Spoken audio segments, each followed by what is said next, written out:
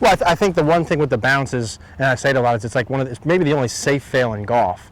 Meaning, if you learn how to use the club properly, and there's a lot of information and people talking about this as of the past couple of years, and before that, but it's kind of more of a thing now. If you learn how to use it properly, you can get rid of basically all the fat and thin shots. So you might drop kick it a little bit, you kind of hit behind it, but if the sole of the club hits instead of the leading edge, it doesn't dig, and the ball still looks fine. So like, I've had points in my chipping where it got so bad, because I used to chip with the ball, and I'd stub the club, and it was not quite chipping yips, but it was like pretty freaking close. And when I learned how to use the bounce, it like revolutionized my game. So I think for a player like that, who really struggles with chipping, almost every time I see someone who comes in who's like, I'm a really bad chipper, I really struggle, they use too much leading edge, the ball's too far back, and the handle's too far forward, they're leaning too much, and the club digs. And then there's swing length issues that go along with that, acceleration rate changes, yada, yada, whatever. But a lot of it stems from that. So learning how to use the bounce revolutionized my chipping. I mean, I very rarely, I don't play as much, but I don't hit like bad contact chip shots. So now, the next part, and then the whole reason why we're doing all this stuff, is the way these clubs are designed.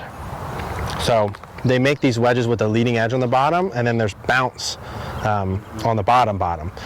When you use a lot of leading edge, which is what your style of chipping is set up for right now, you have to clip the ball perfect. You have no margin of error.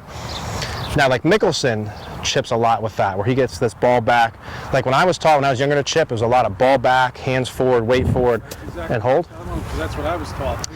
And you can do it when you have good hands, like Mickelson does it beautifully. But you have to be very precise. Very, very precise, no margin of error.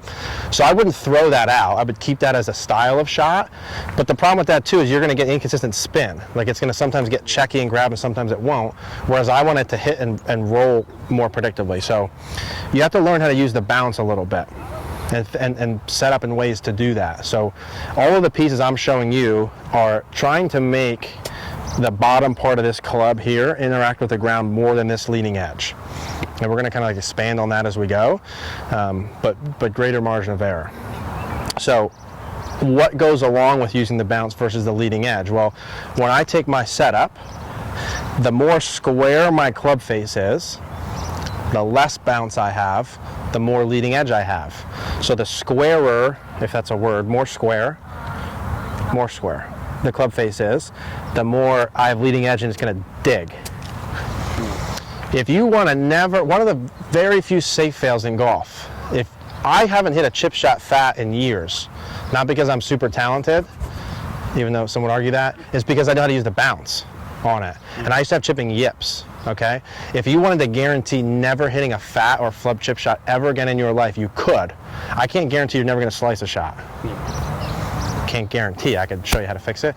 You should never hit a fat chip shot, ever. Ever, ever, ever, if you use the bounce properly.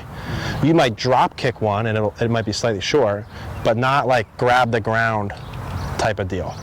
Does that make sense? Yeah. So one thing I want you to just wrap your brain around is the idea that this is the part of the club I want interacting with the ground, more like a bunker, versus this leading edge, grabbing.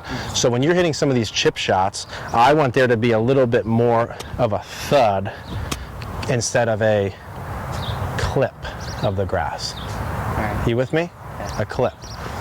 Now I went off on a tangent there. The point was, the more square the club face is, more leading edge, more dig, more fat shots. The more you open the club face, the more bounce is exposed, less fat shots. Now I don't want you like flop shotting from over here, but like a little bit open with the club face, give you some bounce to work with, right? The best way that I know how to learn how to chip with the bounce is to do right arm only chip shots. So all of the mechanics that go into play with hitting a chip shot with your right hand only is using the bounce, like so. And then you're kind of bruising the ground. No dig. You with me on that? Yeah. So just as you guys are like messing around and you're waiting for someone around the green, I would, if I were you, get used to having my wedge in my right hand, open the face up, and just thud. You with me? Yeah. Show me that first.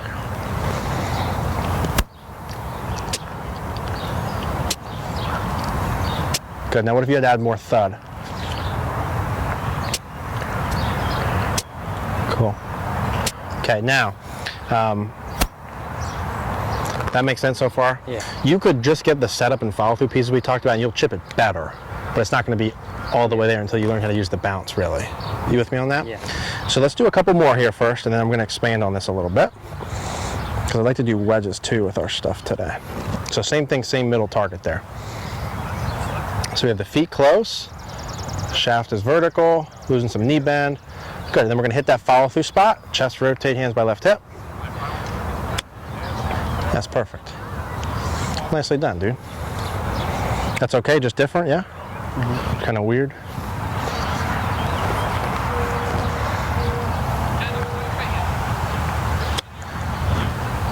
Beautiful. Awesome. So that is awesome. Now the ball's going too far just because you're swinging too long. I gotta give you a little bit more. You with me on this? Is easy? Now, when you chip too, because your club face is very square, your backswing, you have very little hinge, right? Which is not right or wrong. The problem is, when I make my swing, if my club face is very square and I don't hinge, and my club face is still looking at the ball and no hinge, it's gonna wanna get diggy with fat shots. When I do my right arm onlys, do I have a lot of hinge or a little hinge? A lot. A lot of hinge. And then I can release the hinge. I don't want your normal chip shots to be like a hold move like this, and I want there to be a little bit of freedom with your hands when you go, yeah? Especially in that mid-range 15, 20 yard zone. The guys that are like super good at that, there's a little hand action. Now there's also like the Steve Stricker, Jason Day, who have like no hinge, super wide. You can make that work. But I want, when you make your normal chip shots, don't be afraid to have a little bit of hinge motion and a little bit of freedom with your arms and hands. So long as you turn your chest, it's not like flippy. Yeah. That makes sense? Okay. Same thing. Just shorten up the swing length a little bit. All right. So we have feet close, shaft is up, a little bit of knee bend. There would be where I want that club face. And then just hit that follow through spot. Cool, that was just too short. Middle ground. Yeah. Same thing.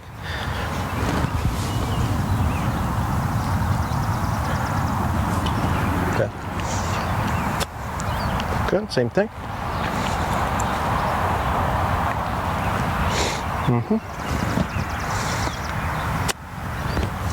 Good.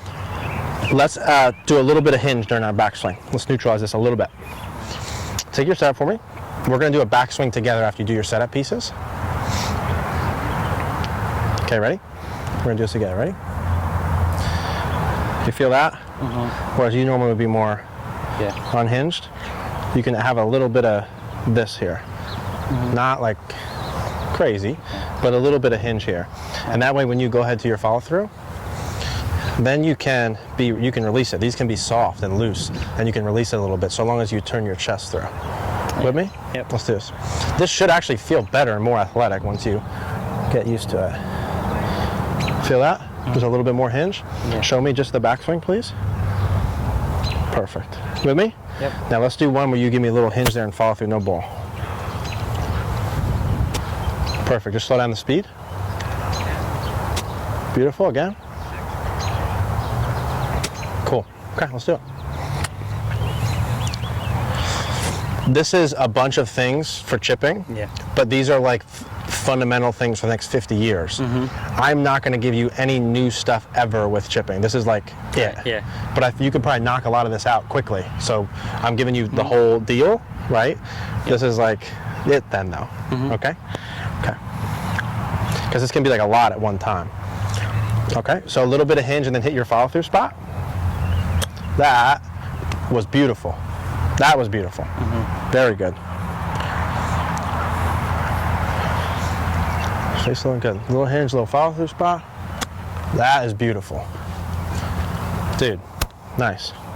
This is what a chipping deal should look like, right? Yeah. You're bruising the ground. Now, a couple of them you hit a little bit behind them, but they still go. Like that one that's like 10 feet short, that's going to be like your worst chip shot, where like it's a little drop kick, but it still is reasonable. You should not hit one like 2 foot in front of you type of deal. Yeah.